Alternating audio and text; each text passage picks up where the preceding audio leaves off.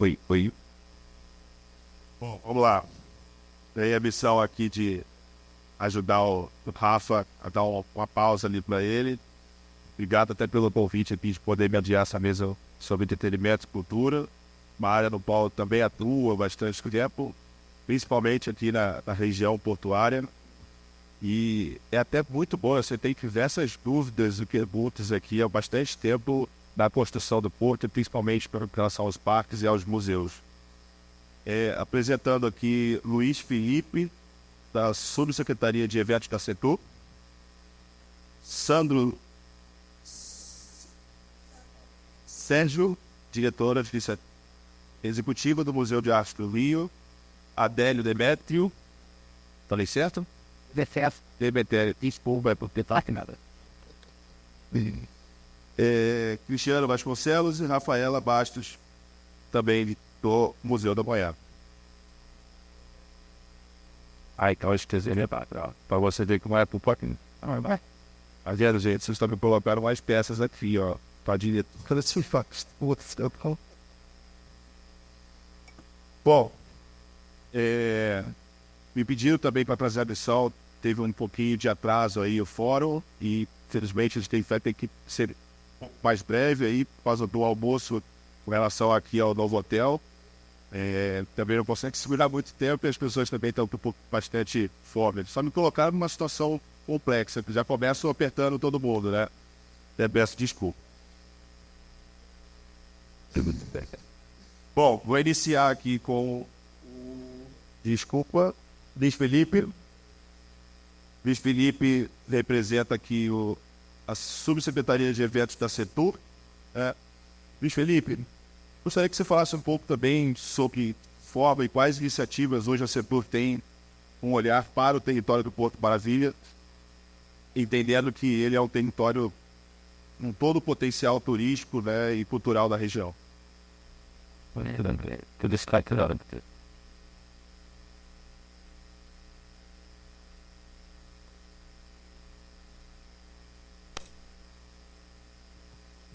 Olá. Oi. Boa tarde a todos os membros da mesa, boa tarde a todos os espectadores.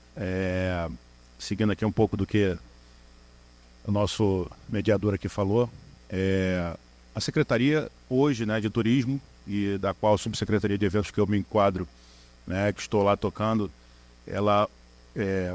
a finalidade dela maior hoje, não só com o interior do estado, mas também pela capital aqui, Porto Maravilha, é o fomento dos eventos em si, né? A gente tem muitos eventos acontecendo ao longo do ano nessa região. Vide agora na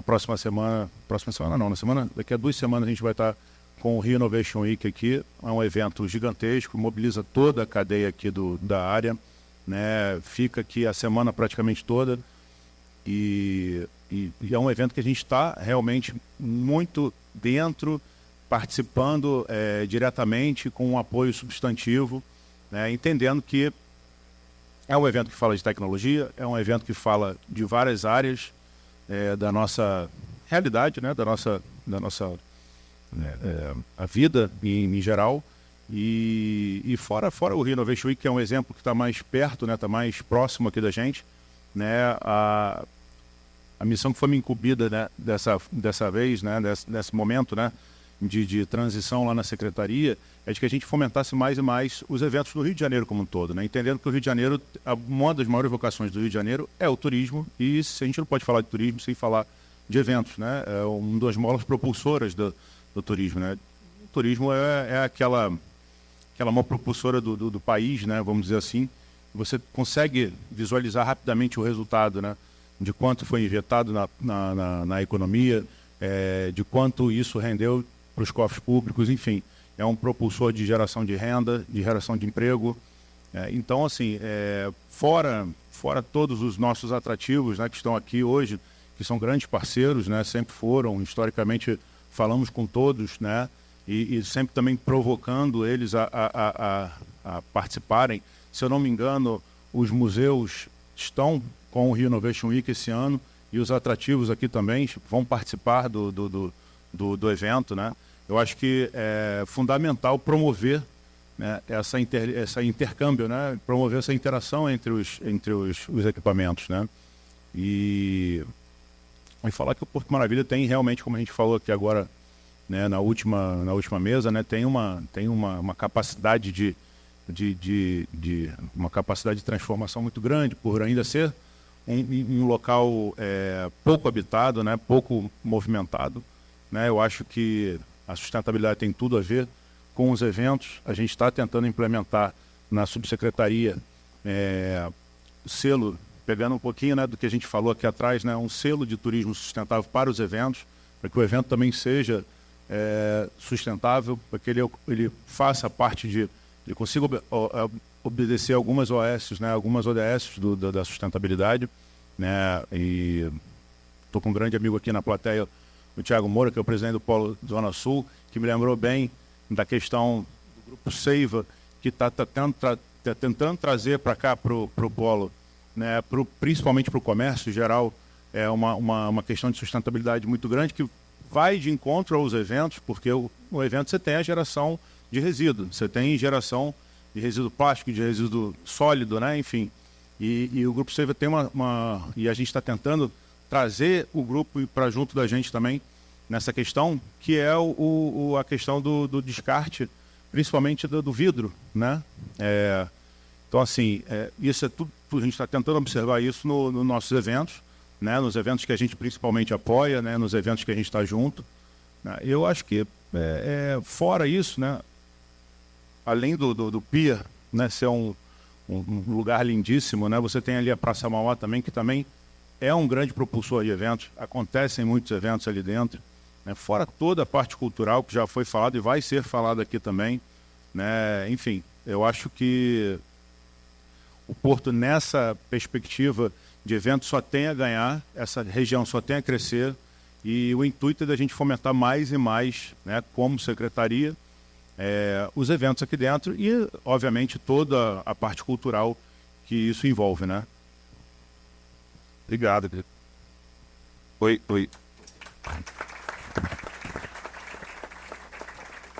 Vocês estão me colocando muita pegadinha hoje. Bom, passar aqui a palavra para a Rafaela Bastos, agora acerta. O que é essa palavra certinha? Diretora de marketing da Liesa, né? E até um ponto que, como território, como diversos eventos e projetos acontecem aqui, não tem como pensar no Porto Maravilha sem pensar a cidade do samba, sem pensar o sambólico, em toda essa dinâmica, né? A gente sabe já do grande espetáculo que isso já dá o trabalho de um ano inteiro, com as escolas, cantando ponto, mas de que forma também vocês conseguem, ou o que vocês estão projetando para ter uma integração do samba, da Liesa, das escolas o ano inteiro no território, principalmente com o turismo. Boa tarde a todos. Eu já gostaria de me antecipar, dizendo que logo após a minha fala eu vou precisar me retirar devido a alguns compromissos, mas a produção tem total autonomia para, caso alguém queira o meu contato, possa fazer contato comigo, com muito prazer vou recepcionar a qualquer um dos presentes. Segundo ponto, e aí já respondendo a pergunta, eu acho que um passo atrás é a gente pensar na importância do carnaval. Aliás, ela é a instituição que representa as 12 escolas de samba do Grupo Especial da cidade do Rio de Janeiro, mas é uma instituição com um papel importantíssimo quando a gente fala da importância do Carnaval do Rio de Janeiro. O Carnaval do Rio de Janeiro, e aí eu vou botar agora o meu chapéu aqui também de prefeitura, porque eu sou presidente também do Instituto Fundação João Goulart, responsável pelo estudo Carnaval de Dados. Numa iniciativa inédita, a prefeitura segmentou a economia do carnaval. Então, a gente não encontra muitos especialistas e muitos estudos para entender qual o impacto dessa manifestação cultural, mas também desse evento, das possibilidades de negócio, dessa cadeia produtiva e do turismo que envolve o Carnaval do Rio de Janeiro. E quando a gente fala sobre essa importância da economia do Carnaval, a gente está falando em 5 bilhões de movimentação para a cidade do Rio de Janeiro. E quando a gente olha os dados, esse número é maior do que a movimentação provocada por eventos como Rock in Rio e Réveillon. Por que eu falo isso, né? Agora vamos nos conectar com a pergunta. A importância da gente olhar para o evento carnaval, e a importância de existir uma instituição como a Liesa para que faça esse posicionamento estratégico e que consiga ativar relacionamentos com a cadeia de turismo, com a cadeia propriamente dita de eventos, hotéis, outros lazeres, bares, restaurantes. A importância disso é porque efetivamente está comprovado que tem um impacto gigantesco na economia. Mas e aí? O quanto isso está gerando emprego e riqueza? O quanto isso está gerando renda? Quando a gente fala no Porto especificamente, a gente tem a cidade do samba, que o próprio presidente atual, Gabriel Davi, entende que tem um subaproveitamento. Então, atualmente, a Liesa passa por um rebranding, ou seja, por um novo posicionamento de gestão dos ativos dessa marca Liesa e, consequentemente, das marcas das escolas de samba, para que a gente tenha um relacionamento com o turista e com a própria cidade que seja efetivo para o desenvolvimento humano dos sambistas, incluindo, por exemplo, moradores do Porto. Então, quando a gente fala de desenvolver a cidade do samba, a gente está falando de ampliar oportunidades. E nesse mês de agosto, inclusive, a gente começa a fomentar, na verdade, a gente tem feito um calendário agora, tá, turístico das escolas de samba no Rio de Janeiro, utilizando o equipamento Cidade do Samba. A gente começou com o sorteio das escolas de samba, que foi um evento que pela primeira vez o povo assistiu, né, participou desse momento de definir a posição das escolas de samba, posição e dia, posição de desfile e dia de desfile. Né? Exatamente, a Secretaria do Estado parceira nesse calendário. E agora nós vamos fazer, em 30 de agosto, a Noite dos Enredos, que é um evento que remonta aos sambistas do passado. Se referencia, reverencia os sambistas do passado, que tinham muitos eventos para contar as histórias dos enredos. Então, é uma Liesa conectada às tradições do carnaval, e isso alavanca em termos de percepção de identidade e de marca de cidade. Não existe essa ideia, marca de cidade forte, sem olhar para a identidade dessa cidade. E quando a gente fala desse evento especificamente, a outra novidade é que é um evento também gratuito. A entrada vai ser 1 quilo de alimento não perecível e aberto a noite toda. Durante esse evento serão apresentados os 12 enredos das escolas de samba, do Grupo Especial do Rio de Janeiro.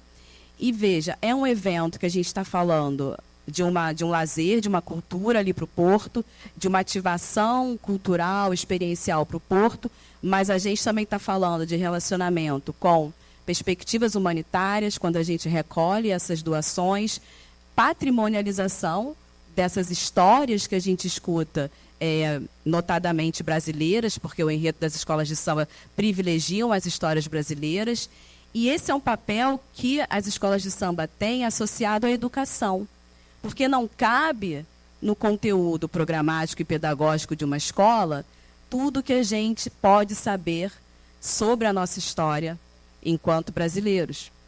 E as escolas de samba têm esse papel de ampliar esse reconhecimento à nossa história. E isso conecta aquele ponto que eu estava trazendo sobre identidade. Então, vejam vocês, um equipamento no Porto Maravilha, com uma ativação cultural, reverbera a identidade de país e impacta nessa cadeia produtiva de turismo, percepção de lugares turísticos, percepção de eventos turísticos. Então, essa agenda que a gente está aqui territorializando no Porto, ela tem um impacto ampliado. Ela tem um impacto local, mas também global, virtual, né? Então, a Liesa hoje, ela tem uma definição, um posicionamento enquanto marca e instituição, que tem no território do Porto Maravilha um dos seus principais ativos. E falando um pouco de novidades e experiências, uma das escolas de samba do Grupo Especial, a Estação Primeira de Mangueira, vai falar sobre a Pequena África também. A representação geográfica desse enredo tem relação com a Pequena África. E uma das ideias que foram criadas dentro da escola é fazer um percurso de herança africana sob a perspectiva do enredo. Então, isso é uma relação de oportunidade também com os guias turísticos, com caminhar pelo Porto Maravilha, caminhar pela Pequena África, sabendo como isso se conecta com um desfile de escola de samba que vai acontecer só lá no ano que vem. Então, uma extensão de relacionamento e de marca, Porto Maravilha, escola de samba, Liesa, tudo para a gente alavancar essa história que começa aqui no território do Porto Maravilha. História do samba como um todo, né? Sim. Super conectado aqui com essa região. Uma dúvida que muita gente tem até aqui no território é assim, eu passo em frente à cidade de samba, eu quero conhecer a cidade de samba. Existem programas, canais para isso? Nessa nova estratégia de marca que a gente está conduzindo, vai ter um portfólio de produtos muito mais acessível para quem quiser saber se pode visitar ou se não pode. Atualmente, essa atividade ela é distribuída por escolas de samba. Não tem um gerenciamento centralizado na Liesa. E quando a gente fala dessa experiência, tem desde um Carnaval Experience, por exemplo, que é uma visita que passa pelo Sambódromo, passa pelo Porto e vai na cidade do samba. Tem eventos especificamente realizados, fechados também, na cidade do samba. A cidade do samba vai ser palco também de umas ativações para o G20. Mas um calendário está totalmente associado ao processo de desenvolvimento do carnaval das escolas de samba. Então, respondendo objetivamente, o equipamento cultural Cidade do Samba, ele ainda não está ativado nesse lugar do evento. Mas porque também, historicamente, ele é um equipamento de indústria criativa. Eu sou professora do IED Rio, Instituto Europeu de Design, e recebo frequentemente profissionais da área de design e de criativos desse instituto que, quando entram em um barracão de escola de samba, ficam maravilhados. É o grande exemplo de criatividade em escala industrial, mas não industrializando e produtizando e perdendo valor intangível à criatividade dos artistas, que é o sonho de muitos fazedores criativos. Então, esse equipamento ele foi criado com esse objetivo, de viabilizar a produção do carnaval, do desfile, de maneira segura, do ponto de vista de segurança mesmo pública, climática e também da segurança da informação, da criatividade. E, por conta disso, tem uma limitação dos dias que recebemos visitantes, porque a partir de dezembro o segredo é 100% definido, assim. Então, as escolas de samba passam a não permitir uma frequência sem ser controlada aos seus barracões. Mas agora a gente está num processo de transformação, de reconfiguração, e a equipe de estratégia, de marketing, que sou eu, junto com a gestão carnavalesca das escolas de samba, estamos definindo um modelo de produção criativa do desfile das escolas de samba associado a um calendário de produção de eventos. Porque hoje isso não tem como ser dissociado, senão a gente perde o impacto da inovação nos desfiles que vocês tanto veem, né? Então, aquela serpente chegando na avenida, enfim, pessoas voando. Tudo isso é um segredo que é construído ali na cidade do samba. Então, esse calendário de eventos e produção de desfile precisa ser bem combinado. Festa de final de ano da empresa não tem nem como, né? Tem, pode marcar uma agenda, mas vai ter que adiantar um pouquinho essa festa, o que não seria problema, né? Comemorar é sempre bom. ótimo aqui, os parceiros da hora.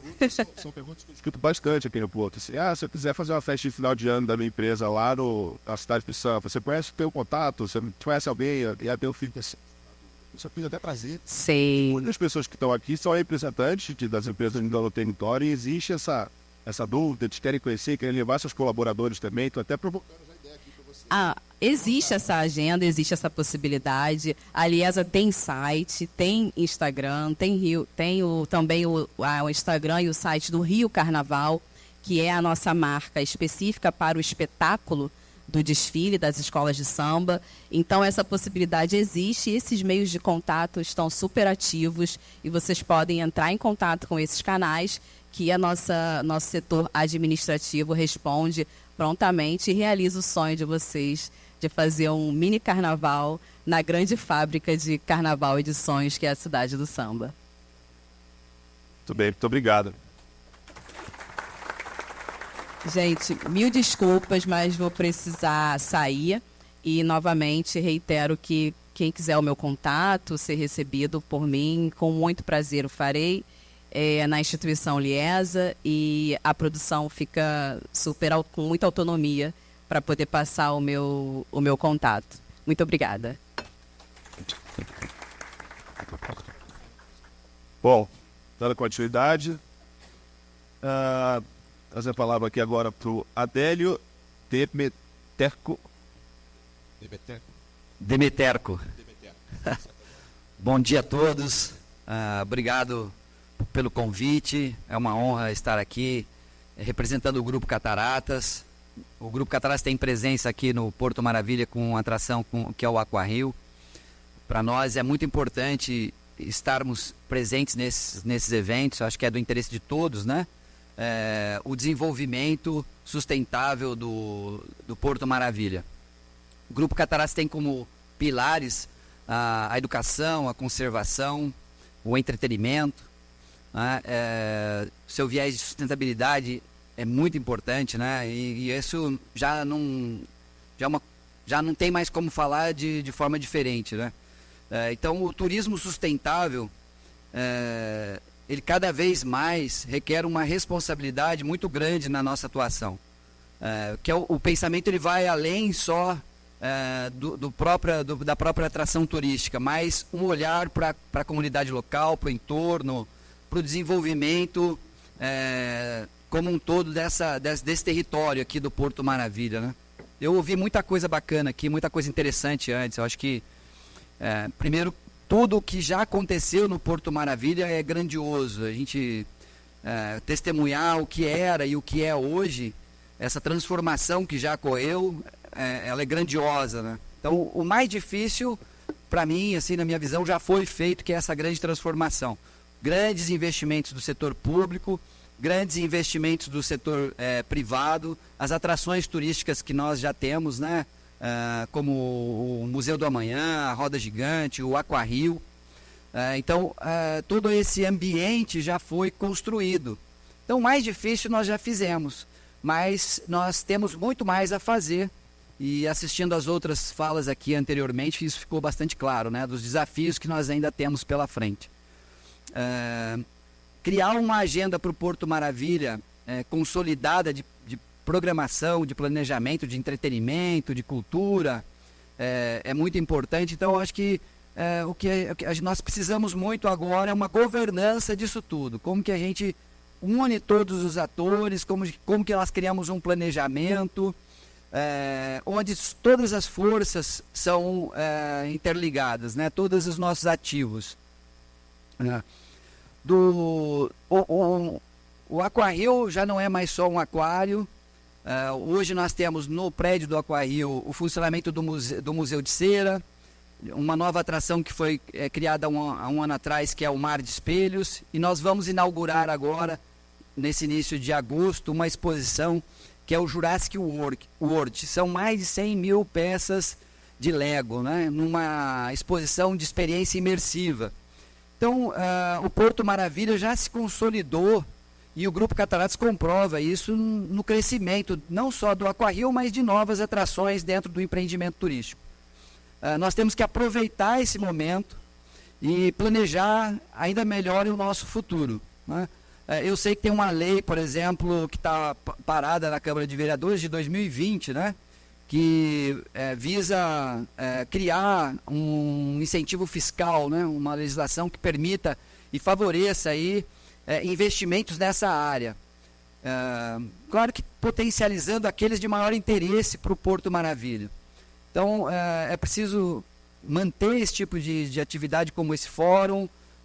O setor público e privado precisam estar juntos, conversando, para definir o futuro, definir quais são realmente os focos de interesse e desenvolvimento, né? E, como eu vi a vereadora aqui, Tainá, dizer antes, preservar aí os ativos, né? Como que a gente precisa preservar como não só a segurança, mas a sensação de segurança. Então, garantir isso, garantir que a gente possa ter recuperação do patrimônio histórico, atrair a cultura, né? Para consolidar ainda mais a atratividade junto com eventos, e o Porto Maravilha cada vez mais se consolidará como um exemplo, né, do Rio de Janeiro para o Brasil, para o mundo, para a América Latina. Quero, em nome do Grupo Cataratas aqui, reafirmar perante a todos aqui o nosso compromisso de ser parceiro nesse processo de desenvolvimento, de transformação do Porto Maravilha, somar forças com outras empresas aí, né, da iniciativa privada e também com o setor público, o terceiro setor também. Nós seremos sempre parceiros de todos nessa missão de transformar ainda o Porto Maravilha num lugar ainda melhor para todos. Obrigado. Posso dar uma complementada aqui rápida? Então, só por questão de você ter abordado a sensação de segurança. Aí eu, como representante do Estado, eu não posso deixar de falar. Eu acho que a sensação de segurança ela vem muito da ocupação.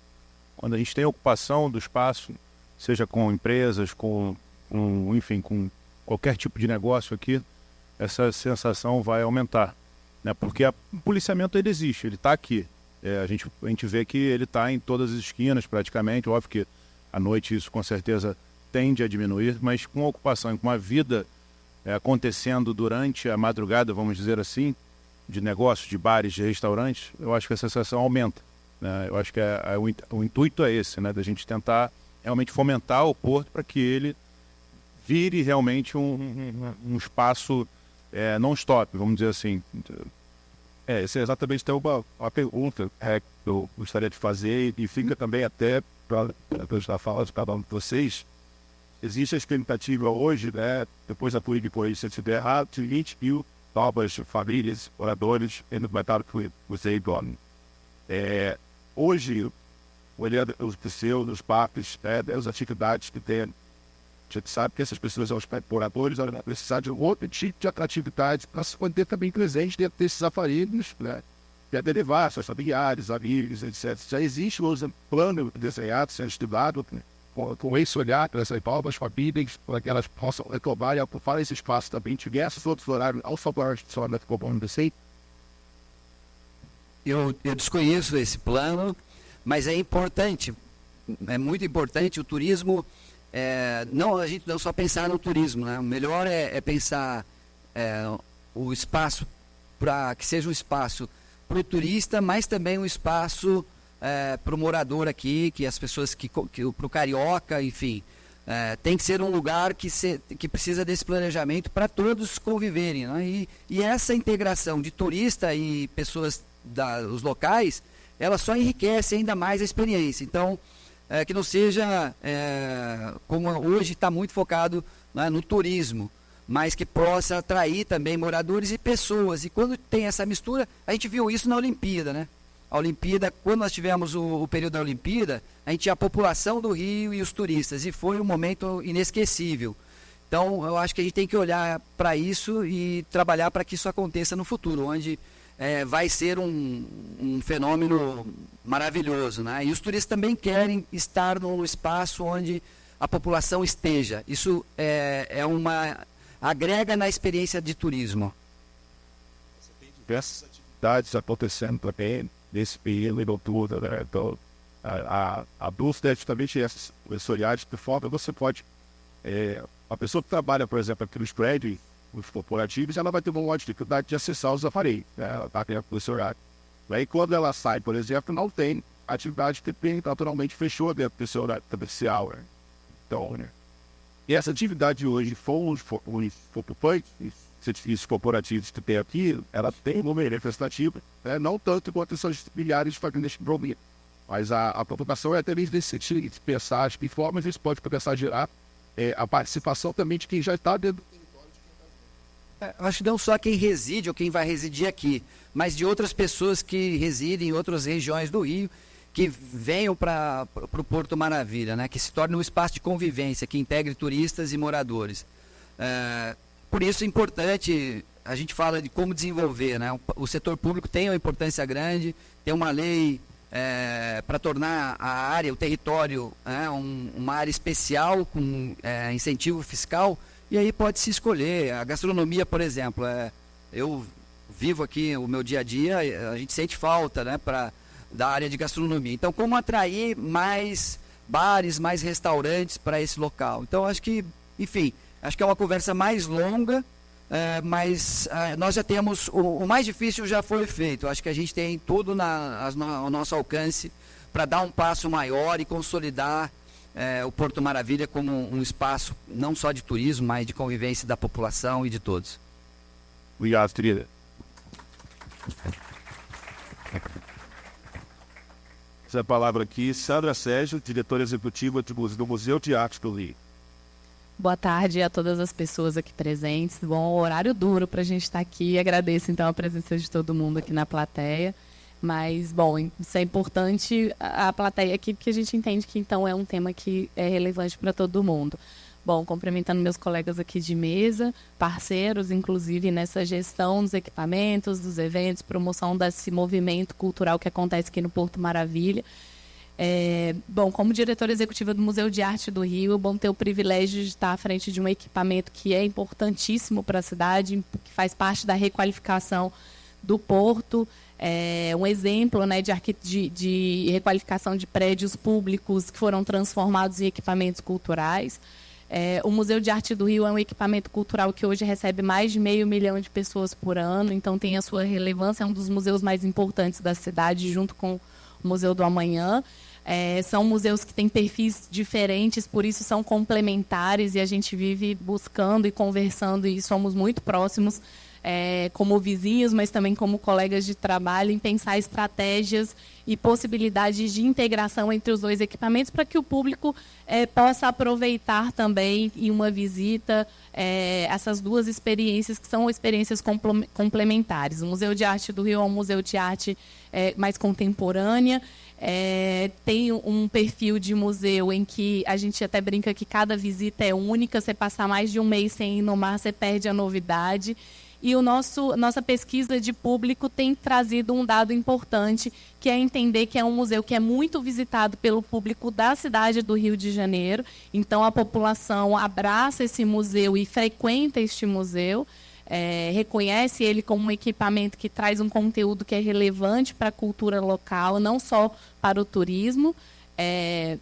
E é um museu que tem também e nasce já com uma vocação também de formação, por ser um museu que nasce como um museu escola também. Então, o Museu de Arte do Rio tem hoje um espaço educativo e um braço muito fortalecido nesse lugar, que é a Escola do Olhar, que promove, que tem atividades estruturantes de formação para a cidade. Então, hoje a gente tem, por exemplo, curso de mediadores, curso de gestores culturais, que são voltados exclusivamente para o público da cidade. Claro que a gente recebe inscrições de pessoas de outros territórios, de outras cidades, inclusive outros estados, mas em sua maioria são públicos da própria cidade. Então, hoje acaba que nos equipamentos culturais da cidade você tem alguém que recebeu alguma formação nossa do Museu de Arte do Rio. O que para a gente é muito importante e também traz. E aí é importante eu trazer isso na minha fala, porque eu acho que estamos num ambiente onde a gente está procurando integração, formas de otimizar os nossos recursos, formas de aproveitar a experiência e as expertises aqui da região. Eu coloco até à disposição meu contato também para que a gente possa conversar sobre, em promover formações que façam a integração entre o público, funcionários, equipes das empresas que estão presentes aqui no Porto, porque uma das nossas grandes estratégias de mobilização e promoção desse desenvolvimento local é que as vagas e que os cursos e as formações que a gente faz nesse espaço sejam voltadas para o território. Hoje, inclusive, e aí respondendo um pouco da sua pergunta, na verdade, da sua provocação, sobre como a gente recebe, quais estratégias a gente está pensando para o morador desta região, a gente hoje tem atividades, o Museu de Arte do Rio é mais do que um museu, né? A gente funciona numa lógica quase de centro cultural, porque a gente trabalha com outras expressões culturais, como música, dança. A gente tem um programa que chama Mar de Música, onde a gente promove às sextas-feiras. Claro, isso depende de captação, então não tem uma agenda tão fixa assim, mas a gente promove música numa sexta-feira à noite, que é o momento que está todo mundo saindo ali do trabalho. E no mesmo ambiente, a gente tem, por exemplo, a venda de comida e bebida, que a gente sempre coloca os vizinhos do Museu de Arte do Rio para serem ali os vendedores. A gente tem uma pesquisa, um credenciamento desses empreendedores locais. E essa renda obtida dessa venda de alimentos e bebidas durante os nossos eventos, ela não vai para o museu, ela vai para este empreendedor local, vizinho, porque é uma forma também da gente apoiar o desenvolvimento econômico local. A gente entende que o museu, obviamente, depende de renda de captação, mas essa é uma ação que a gente faz junto com os nossos vizinhos, né? Além da gente ter um programa de vizinhos e de gratuidade bem amplo, que abriga aí os moradores da região. Então, são algumas das estratégias que a gente usa de mobilização de público local. E é importantíssimo, porque no momento em que os equipamentos, e a gente já teve esse momento político na história do Rio de Janeiro, em que a gente tem alguma ameaça de fechamento desses equipamentos por falta de investimento, a população abraça este equipamento e protege a sua história, a sua memória, porque o museu ele é esse espaço de preservação e conservação da memória do nosso passado, da discussão do nosso presente e também da discussão daquilo que a gente quer para o nosso futuro. Então, é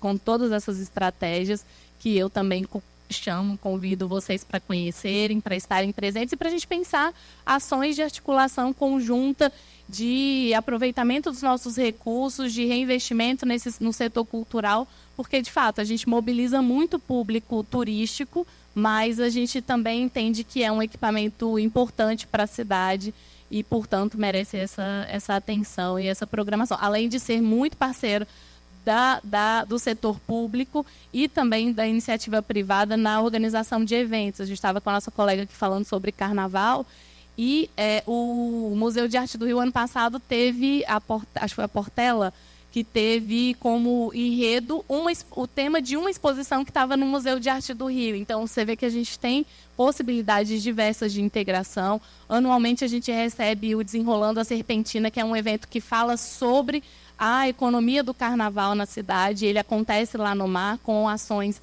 para os fazedores, né, do carnaval, mas também com eventos ali abertos ao público. A gente já recebeu diversas apresentações de escola de samba ali nos nossos pilotis e muitos eventos também que a gente realiza e a gente loca também aquele espaço ali do mirante do museu e auditórios e salas para eventos e tudo mais. Exato. Então, fica aqui também um leque de possibilidades para a gente trabalhar conjuntamente.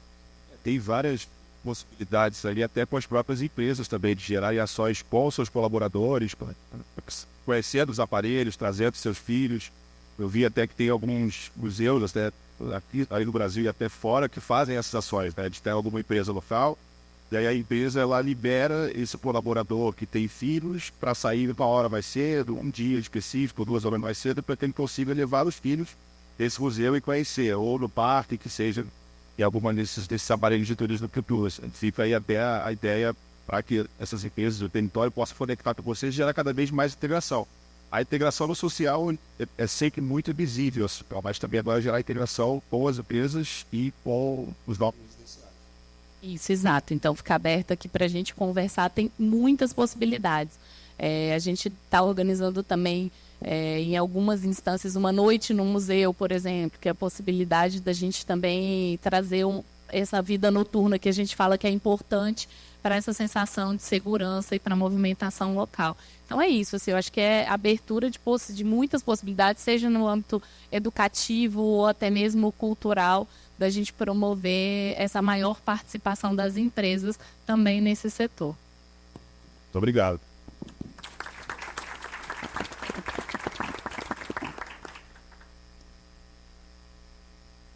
Representando aqui o IDG, Cristiano Vasconcelos, diretor de governança do Senhor da Manhã.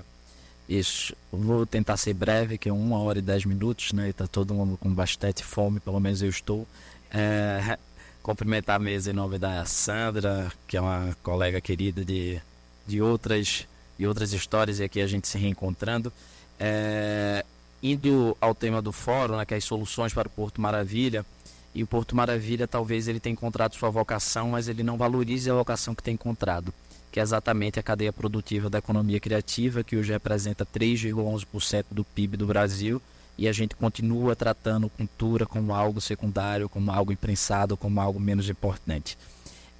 Quando a gente olha para as experiências pelo mundo, e o Rio de Janeiro é um exemplo de experiência pelo mundo, de processo de ocupação do centro, isso é um processo longo, contínuo, né? Se a gente olha para São Paulo, também faz essa discussão. Se a gente olha para as grandes cidades europeias, também fazem essa discussão, que a gente tem um processo durante muito tempo, de desurbanização dos centros, e agora um processo de urbanização dos centros. E sem dúvida, olhando para o Museu da Manhã e trazendo essa experiência do Museu da Manhã do ponto de vista econômico, efetivamente, e eu acho que o fórum aqui tem essa natureza empresarial econômica muito forte, então vou me ater bastante a isso. Hoje o Museu da Manhã, ele conseguiu sua sustentabilidade financeira. Nós do IDG, nós somos o Instituto de Desenvolvimento e Gestão, somos uma das maiores empresas sociais do país, temos gestão de museu aqui, o Museu da Manhã do Rio, o Museu de Jardim Botânico, temos museu em São Paulo, no Sul, estamos no processo de desenvolvimento inclusive junto com a OEI, temos em Belém, estamos desenvolvendo o Museu das Amazônias para abrir na COP30, e temos em Recife o Passo do Frevo e o Forte de Noronha.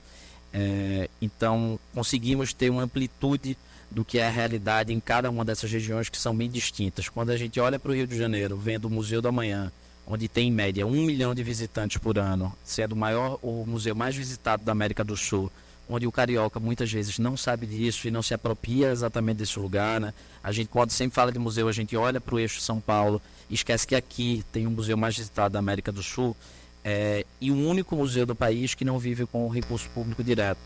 Hoje o Museu da Manhã, por uma diversidade política que teve aí em 2020, 2021, teve o corte de repasse de recursos, e o museu buscou, o IDG à frente do museu, buscou uma solução, porque não estava em pauta fechar o museu. E hoje o museu alavanca de 45 a 50 milhões por ano, absolutamente de recurso privado, com locação de espaço, com Lei Rouanet, que é extremamente importante na nossa sustentabilidade, e a Lei Rouanet como instrumento importante da cultura. A cada R$1 investido, 1,56 reais volta para a economia do governo federal. Então é importante a gente, principalmente nesses fóruns que a gente trata de dados, que a gente trata de desenvolvimento econômico, que a gente trata de investimento, a gente tratar a cultura como um polo de investimento. Assim, quando a gente olha para o Porto do Rio de Janeiro, a gente tem alguns exemplos de coisas que deram certo, mas sem dúvida alguma as coisas mais relevantes é o Museu de Arte do Rio e o Museu da Manhã. Quando a gente coloca ali na terça-feira passada, né, Sandra, 8 mil pessoas no Museu da Manhã, 5 mil pessoas no mar, é um número significativo quando a gente está falando de uma terça-feira gratuita, onde o Museu da Manhã tem 52% do seu público do estado do Rio de Janeiro, 48% da cidade do Rio de Janeiro e predominantemente da Zona Norte. 22% nunca entraram no museu, e é onde a gente entra no caráter social do museu.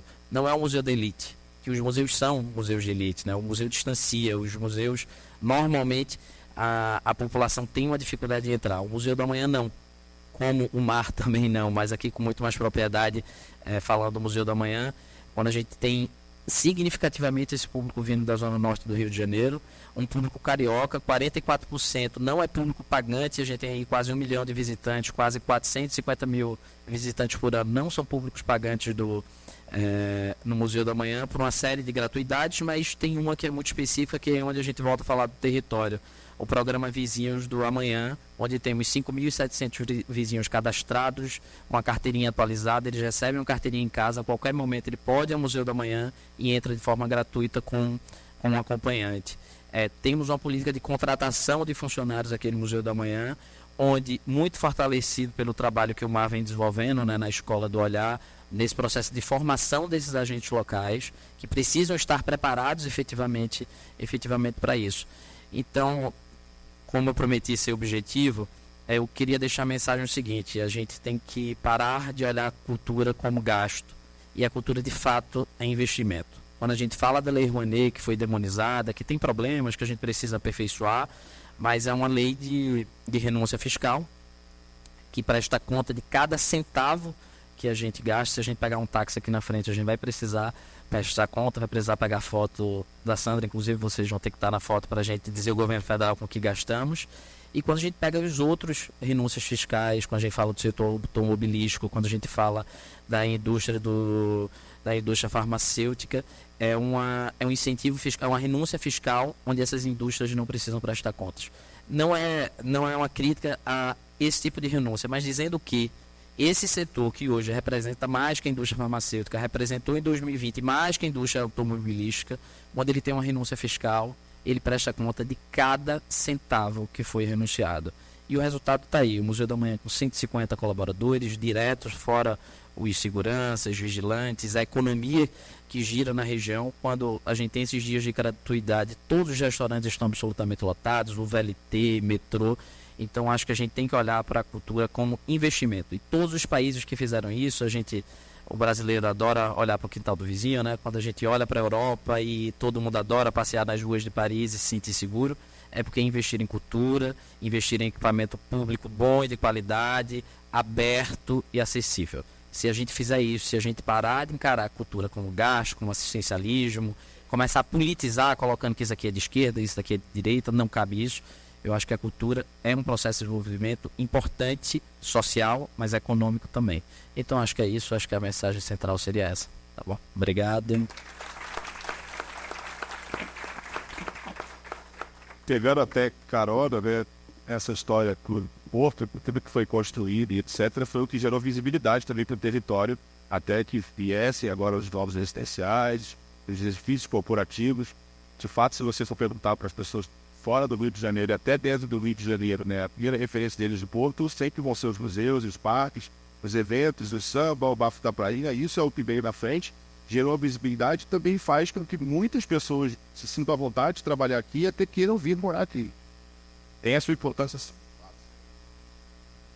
Bom, obrigado pelo tempo de vocês. Só uma última, e pegando a tua fala de Paris, que lugar mais bonito do que esse que a gente tem aqui no mundo? Eu te conheço.